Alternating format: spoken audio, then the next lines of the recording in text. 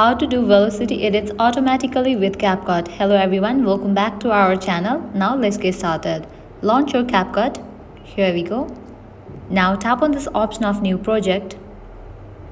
With that, your gallery will open up. Now from here, select the video in which you want to apply this effect. Here I will be selecting this one video. After you are done with selecting the videos, tap on this option of add given at the bottom right corner. Now at the bottom you'll find different options. Tap on this option of edit, and over here you will find this option of style under edit section. So tap on this option of style. Now scroll to the right. At the very bottom you'll find this option of auto velocity. Tap on it.